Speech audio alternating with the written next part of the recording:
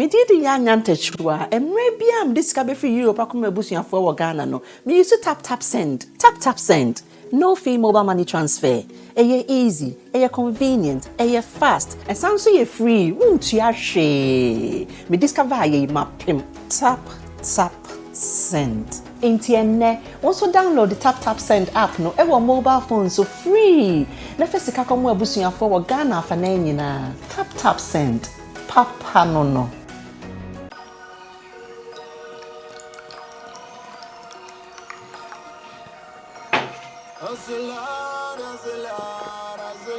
Abusia mechi atu bibia wo ti manasa wo hweme edini e ba kope e mo amode sikonkron be scout na prempe ene kase abusia empanifo se samampa ene eto no bedin na prempe me nwuye metenkwam menye wo saman enso no nkofo bi ato me bedin enkofo bi edi me din ato wo mo ho so abusia empempi no se wo ko amansa ntentan kase ne so a womo magidin omo a yenim womo ana nkofo bitimi fa omo din na omo de ato omo ho so chese nipa titiriu a omo wo manga na mu a omo wo din ana nkofo bitimi fa omo din eto omo din so na prempe na nsemu me ko Facebook ko hwe no ma bi kakra ehona me hu se me din best scout no nipa hudo bebre e de ato omo ho so abusia ehona me hu se na prempe na chese menzo me bo me ho modern na chese ye ka ekuku dam ewo eye oman Ghana mu ekuku dam ewo amansan tentan kese ne so a na prempe me ka ho enu ntina nkofo bi atimi afa me so me din eye best scout no e de ato omo din so ko oman Ghana mu anase wiase afa na ba bia na me nko a me nipa ye frɛ me big scout ba akope abusia na menim se na ma prempe eye best scout metie nkofo bi edimidin ato omudin so na menim na emom ade kropoti a ema me hunu ye ene se na nsem mu se enipa kakra bi ebehunu a eye me page best scout na prempe no menya problem kakra ewo so eye nipa bonefo bi afakoti kwan bi so agye free ensem na medi hon komo ekire kwan omofa so gye ye ne di si nyina metu desi wona da kroma ba be bomu nkyeremu na obi ehu ekwan a omofa so egye eno de momme fa nkoto nchen baabi na de ehia me pote a me yesa video we nyina ne se ebusuya se bia o support best scout media o ta mechi medumedi a medie e wa mansante tankese no so ene de ye kode ye ba nyina mesre wo se sa page no se se de enkuta me bi mesro bibia wo ti manase wo hwe me se u follow sa page no best scout na prempe no wo Facebook a wo se wo ya hweye ebia na opese woni best scout edi nkuta hodi opese wo kan won sem bi de kire me se de a me ye eboa enkofo ahodo bebre no mesro wo se opese o inbox me anase wo chiro me a hwe na wan chiro amfa best scout na prempe page no so na enyem na me control me mpese ebia nipa bonefo bi befa kwan mi so ebu afa so enu ntina me de tudwa se ne be wiase amansan obi abehunu se sabra ye kasa idie sa page no best scout na prempe page no enyem na me kuta biem na emum se wo hwe me chiri kwan o be se o follow me videos o be se wo hu de ekoso ene de ye ba se de na me ye no page ne so page dada ne so na abusuya follow me ewo best scout media eho ana ensem ko twi eko breman eho ana ensem pewa ensem polo ni nyina no yesi no mebo mi nkuru ewo ho na emom page dada ne de hwe no bia ankoso se bia wo kwa akokyro me wo ko akọ send information bi efa wo ho de abrem wo ho se bi empanifo se enye obi ne kumantwi bosi akọ ene di niti ekwaje akyerema se bibi to a ya hweye efisa sa page no enyem na me control bi ni pabonefo bi afakoti kwan bi so ahake de free ense edi se ye wa adwen se bi a wo kyerɛ me wo inbox me se menye bibi ema wo sa page no so a na wa ya hweye efisa wa nhwe a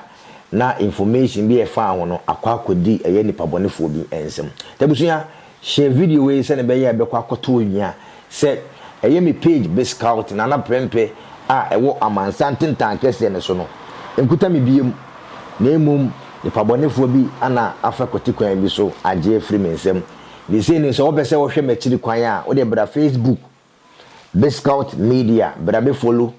bra wokɔ YouTube nso de ya ɛhɔ de egya dam ɛhɔ de egya amaya ahwe yi ɛhɔ de wontimi gye free me nsɛm aha wokɔ ɛyɛ YouTube nso de ya ɛyɛ Biscout Media ɛno nso so no yɛdi dwumadi pa ɛwɔ hɔ nti abusua me won se nipa adofo ne nipa hodo bebre atrai se anka wo beboa me na yetimi agye from nsem but yentimi anje ntino enya hwe if say nipa na obi page no se wo nkwade a na chese wo na wo gi page no sabi wono untimi enkama no ntum wona me pa abusuya nyame anum ne kure ne me de enhame if say se wo nkwa a wo ade nyina enkwa ene ahoden a metime de bi page no eboaboa edoma no emomudu sampempen so no so se Nana Prempeh se meti nkwa mu bi mu de a ana asesem wo nkwa de a abusuya kokokura e de mame eka ewiase abrabo no wona me paache no sa pepepe esanse empanifo se dodo na enisa do so ntakrachi ntino abrabo no part of abrabo no abusuya mo am support Biscout Media otwedi amponyankopon wonhiro bibia otwedi amponyankopon wonyimu free adomu enkwa adomu befa sa akonya wi so achia wo bibia ote se ya page no free yensem no ochiro me o try so obeboa obibia if say abusunya nyame anum ni kure ni se wo boa ni pa on aya na mfa so wo so ewi ase ade ba ko a ewo se wo de 2-3 ni se abusunya o de boa ni pa ewom se ebimu ebeye bunyina ye ebimu eninka ye ebimu beye your friend say ungrateful but still now de koso na boa ni pa if so boa ni pa on wonnim emfaso anipa na wo boa no ene no ekye bi no o de bebrew enu ntina Nana Prempeh mi tu mi hu si wo se na boa ni pa pem e wa Amansanten tankese ne so nyame anum ne kure ni me de sa abotaye no esi mani so no nipa hodo bebre a ene Amansanten tankese ne so no mutu mu din se omo kasa so omo ye nkyerɛkyerɛ so omo ye anwontofo so omo tisini twase etisini twem nipa pem anafa eye me Biscout edua ba akoso agidin nipa pem na enye adwuma ye nipa pem na omo nyuma akoso esan me din Biscout no ene me support me de support wo muntino amani pem enye adwuma ye amani pem aye nkoso ntebusuya ewiase no boa nipa na wo boa nipa eye nipa tiasi ne wo se eboa no etino nipa maboa boa mu nyina ne ade omo nso ebimu ewo nkaye a omo hu eye adwumaden a me de me page no eboa wo mo etino Nyankopon nhyira obi bia wo nkaye na asema meka e de atwa to nyanse menua menjai papa ye da koso ye papa no matter what ensam de enkofo bi be kan ensam de afa ho but mpanifo ebu bebi de ato se se wo se bra ebeku wo so na wonse eye wakorabo never ya wo se bra beku wo so no wo se wakorabo ewo eye nkura entefre ene kakapefo ho dabi just focus eye aboa kese na ya wo se bra beku no wonu mom ene wo se u focus na edi ekire enu tina Nana Prempeh da ne de nyina no so what ensem wa bonten so what is yesi Nana Prempeh ise so what is yesi Nana Prempeh ise ya me kama no tum enya ade me yiwa if resempenifo say ahnepa enkasa se empempem etanwa sanso so na empempem edo ebusuya sa ahoden na ufi se wanya a opese wo de bre obi ase no anka be ya fa sa ahoden na eboa obi anase fa boa wo ho empanifo se obanyansafo ibunebe ye nka na se mwate